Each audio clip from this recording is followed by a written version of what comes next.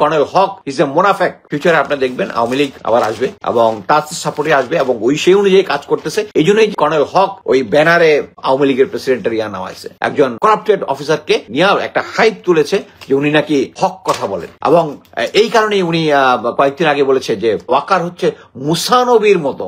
মুসানবী যেরকম ফেরাউনের ইয়াতে লালন পালন হয়েছে, শেখ হাসিনা ঘরে নাকি লালন পালন হয়েছে। মুনাফেক, ইজ এ মুনাফেক।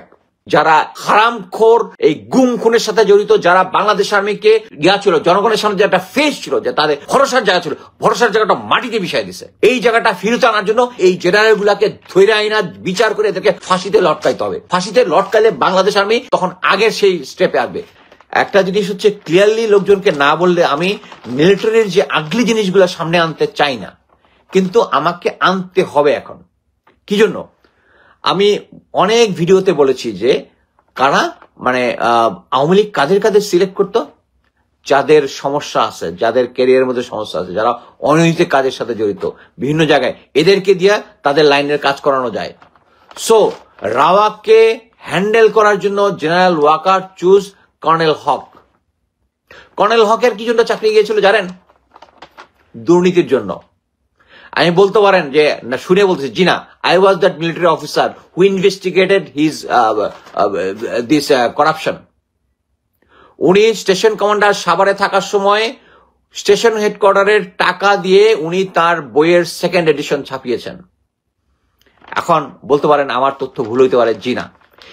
একজন ক্লার্ক ছিল যে স্টেশন হেডকোয়ার্টারে ছিল, সে আমার এসইউতে পোস্টিং হয়েছে। আমি সিওর সাথে কথা বলেছি, তুমি ওখানে থাকো, থাকি আমাকে সমস্ত কিছু দাও। He gave me all information, all photocopy of those expenditure. আমি পাঠাইছি। He lost his job. He lost his job মানে ফোর্স রিটায়ারমেন্ট। সো এই লোকটাকে চুজ করেছে এবং দেখেন তারা এই কর্নেল হক প্রথমেই হচ্ছে একটা জেনারেল ওয়াকারের মানে ইয়াতে তো মুখে ফেনা তুলে ফেলতেছে, বা ভালো বলতে বলতে। রাওয়াতে চেয়ারম্যান হওয়ার পরে সেই রাওয়ার এই 25শে ফেব্রুয়ারির যে একটা কি বলে একটা ব্যানার দিয়েছে, ওই ব্যানারে দিয়েছে হচ্ছে প্রেসিডেন্ট জিল্লুর রহমানের ছবি।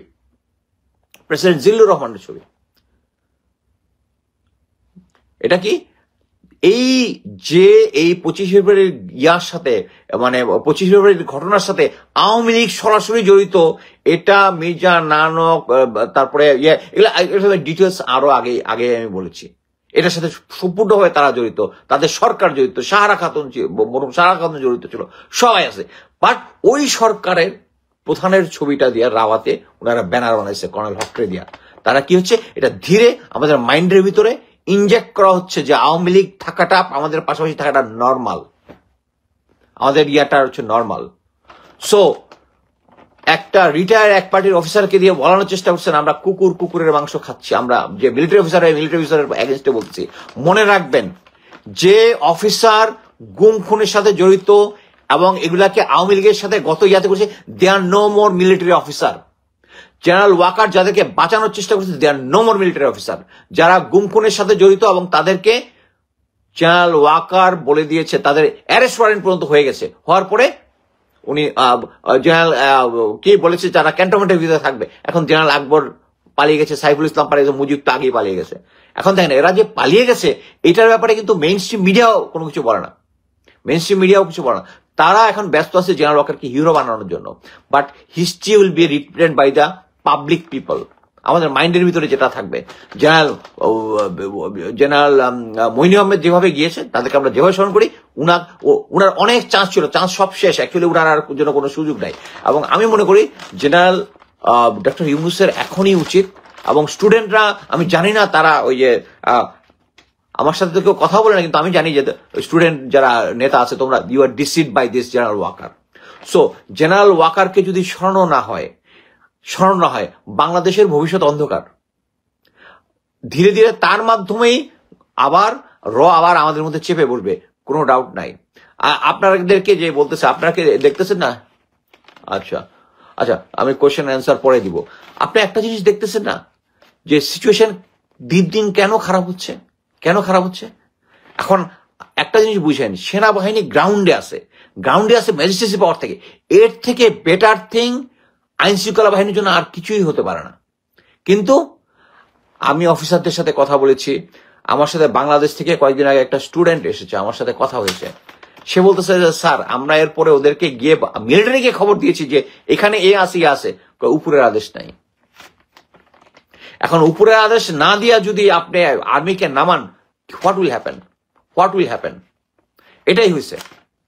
সো এখন যেটা হচ্ছে, এখন জেনারেল ওয়াকারকে নামাবেন কিভাবে, দিস ইজ ভেরি, আমি ইস্যুটা আমি আগেও বলেছি, জাস্ট প্রফেসর ইউনুসকে আইসা তাকে হাতে ধরাইতে হবে যে এই জেনারেল গুলাকে এখনই তুমি চাকরিচ্যুত করবা, আর যদি চাকরিচ্যুত না করে he will give a public statement. সারা বাংলাদেশের মানুষ প্রফেসর ইউনুসের সাথে থাকবে, এবং এছাড়া কোনো উপায় আমি দেখতেছি না, থাকবে। জেনারেল ওয়াকারকে নেমে যেতে হবে।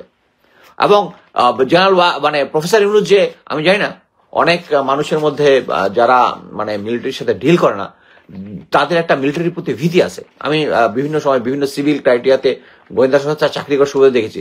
সম্ভবত তাদের একটা ভীতি আছে, ভীতির কোনো কিছু নাই। জনগণ যদি আপনাদের পাশে থাকে, তাহলে এর থেকে আর কোনো কিছুই দরকার নেই। জনগণ আপনাদের পাশে আছে, এবং মিলিটারি জুনিয়র অফিসার যারা আছে, যারা এই হারামখোর, এই গুম খুনের সাথে জড়িত, যারা বাংলাদেশ আর্মিকে একদম তাদের যে একটা ইয়া ছিল, জনগণের সামনে যে একটা ফেস ছিল, যে তাদের ভরসার জায়গা ছিল, ভরসার জায়গাটা মাটিতে মিশাই দিছে। এই জায়গাটা ফিরত আনার জন্য এই জেনারেল গুলাকে ধরে আইনা বিচার করে এদেরকে ফাঁসিতে লটকাইতে হবে। ফাঁসিতে লটকাইলে বাংলাদেশ আর্মি তখন আগের সেই স্টেপে আসবে। ক্লিয়ার কাট জেনারেল ওয়াকার তাদেরকে বাঁচাইতে যাচ্ছে, মনে করেন যেগুলোকে বাঁচাই, they are not military officer anymore. যারা আমরা যখন মিলিটারিতে ঢুকেছি তখন কসম খেয়েছি যে বাংলাদেশকে সার্বভৌমত্ব রক্ষার জন্য বাংলাদেশের প্রতিটা জনগণকে আমরা সুরক্ষা দিব। সেই সুরক্ষাটা না দিয়ে আমরা তাদেরকে গুম করেছি, আমাদেরকে খুন করেছি, আর জেনারেল ওয়াকার তাদেরকে সাপোর্ট দিচ্ছে। অ্যাকচুয়ালি আমার যেটা বলার ছিল, আমি জানি না আমি মানে আর কোনো পয়েন্ট আছে কিনা, একটু দেখি রিমেইন।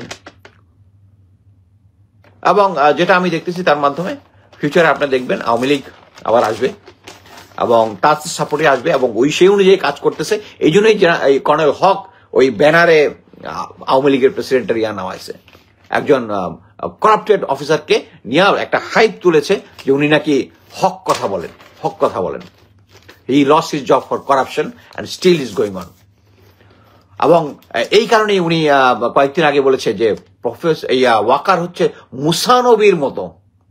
মুসানবী যেরকম ফেরাউনের ইয়াতে লালন পালন হয়েছে, শেখ হাসিনা ঘরে নাকি লালন পালন হয়েছে।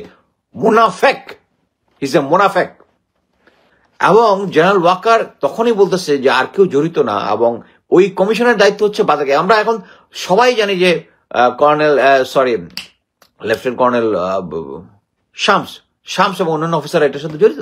উনি ক্লিয়ারলি ফুল স্টপ দিয়ে দিচ্ছেন, উনি ওই কমিশনকে প্রভাবিত করতেছেন।